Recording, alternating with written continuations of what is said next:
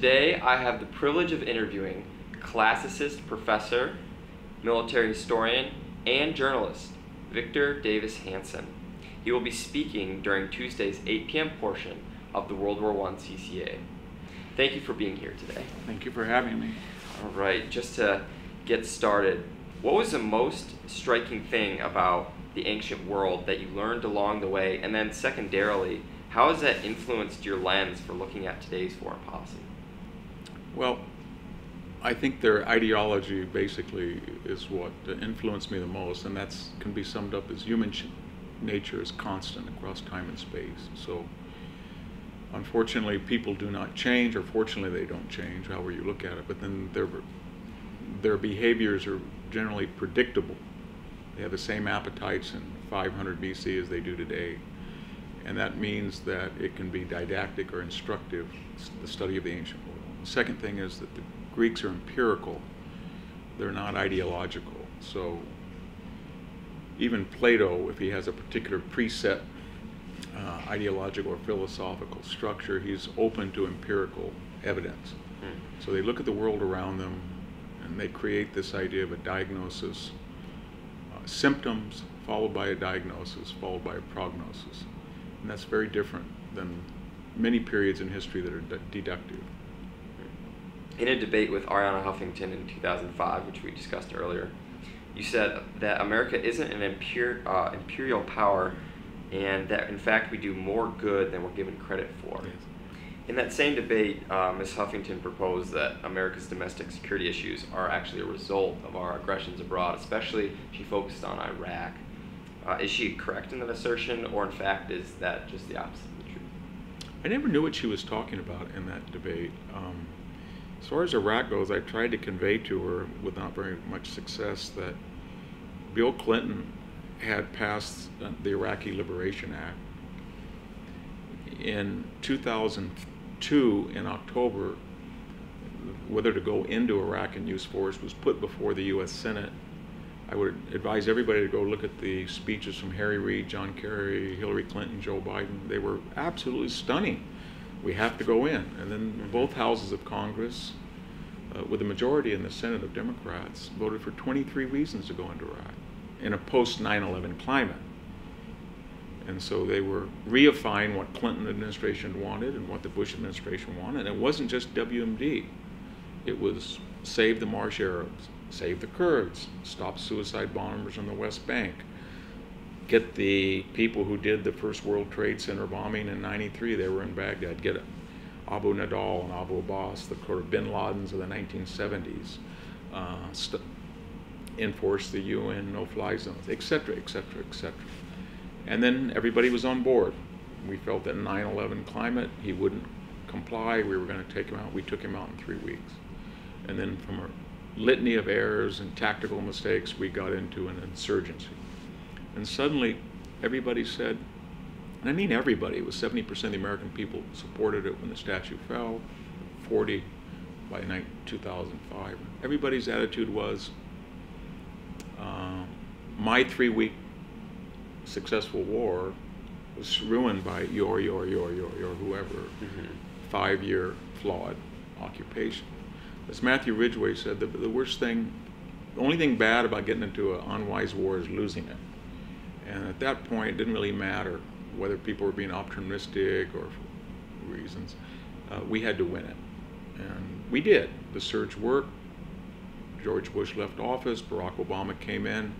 And by 2009 in December, the number of people who were dying in Iraq was less than the monthly accident rate in the U.S. military. By 2010, there was nobody dying in Iraq. It was stable, and Joe Biden quite understandably said it would be his administration's greatest achievement. Obama decided not to have a status of forces agreement. People had suggested Petraeus, Odierno, Mattis, let's leave 20,000 people in the fashion we had done in Italy or the Balkans or Korea, just to make sure. No, he had a campaign talking point in 2012. I ended the war in Iraq. He said it in 20 different manifestations. And then the inevitable happened. So now we still blame Iraq, but we don't go through that long odyssey. If we did, I think a person's conclusions would be much different. What would you say is the biggest foreign policy threat faced by America today in light of the Islamic State in Iraq and Syria, in light of Russia's aggressions in Eastern Europe, especially Ukraine, in light of China's increased aggressions in Southeast Asia? What is the biggest threat faced by the United States, and then what would the solution be to that? Well, I think everybody would agree that, again, you have to answer that question empirically. So Mitt Romney was right when he said that. I thought at the time he was right, that that's our greatest threat, because we have somebody who really believes that the former Soviet republics are part of Mother Russia. And he's very angry, Vladimir Putin, that Russia does not get the type of recognition, honor, attention, influence that's warranted by its historical role in world affairs. And more importantly, he's very worried that in terms of demography, in terms of economic power, in terms of political stability, there's a lot of fault lines in Russia that don't look good. So he's desperate and he's eager and he's impatient, and he wants to reassemble these former Soviet republics under the aegis of Mother Orthodox conservative Tsarist Russia. And he's done it in Georgia, and he was punished for it by Bush. Cut off high-level talks. We had something, called missile defense for the Czechs and the Poles. The administration came in, Hillary Clinton and Barack Obama said, we want to reset the punishment. That's what it was, the punishment for Georgia. So now we're going to have a new dialogue. Well, Putin interpreted that, as all authoritarians do, as weakness. So then he went into Crimea, he went into Ukraine. And with the $64,000 question is, what's he going to do when he goes into Estonia or Latvia? And we know their script. There's a large number of Russian speakers. They're being maltreated. They don't have autonomy.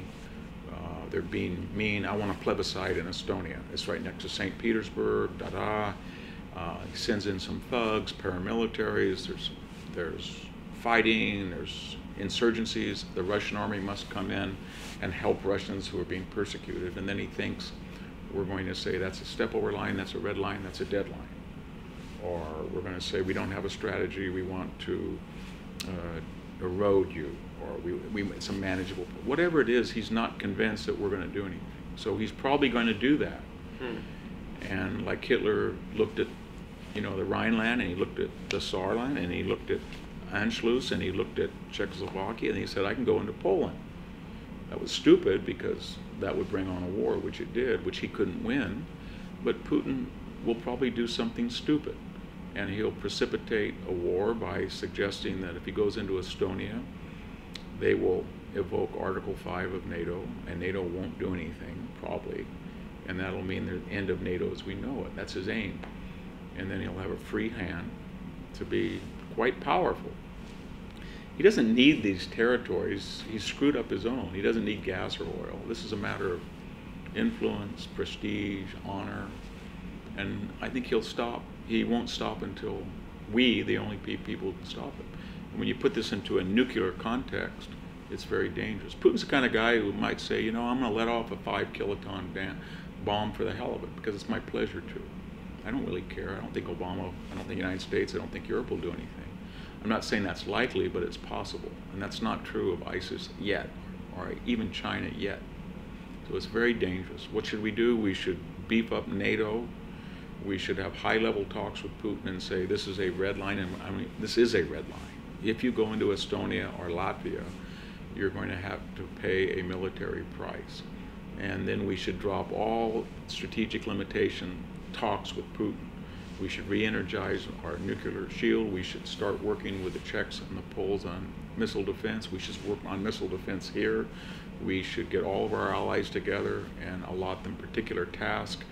And then we should have a complete embargo of Russia. And we could bring him to his knees, because the United States is so much more powerful than the Soviet Union, conventionally and strategically. It's just that we don't know that now. We've lost confidence.